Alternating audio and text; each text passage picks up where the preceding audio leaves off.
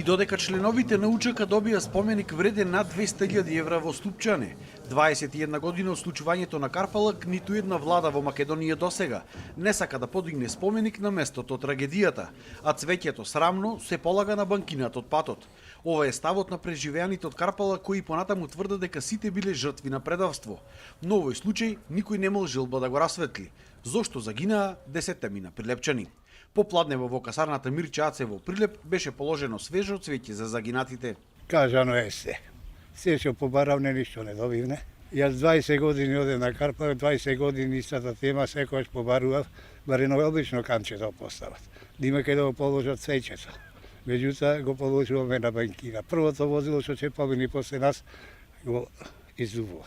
Албанците 200.000 евра осклучане направи споменик Видиковец.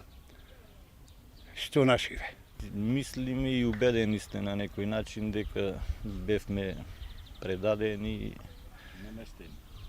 за некои цели сега, какви политички или други, не знаеме, али сигурно бевме предадени. Од кого?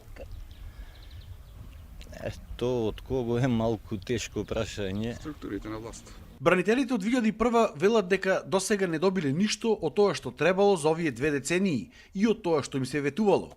Сега пак биле комплетно заборавени и на нив политичарите се сеќавале само на вакви настани. Имаше многу барања од образование, социјален аспект, да речем пакет, до вработување, до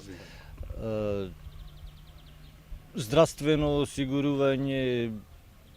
Имавме повеќе барања, но не идовме на ниедно, едно речено.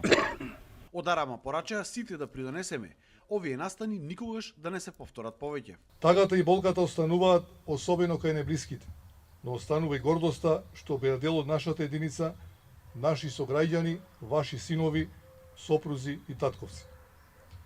Останува врската наша и на едните поколенија и генерации, споменот за нив да го чуваме, да го негуваме, да се сеќаваме на 2001 година и да не дозволиме никогаш да се повтори. Главното одбележување на овој ден е утре со пригодна свеченост и положување на свежо цвеќе пред споменикот во центарот на Прилеп.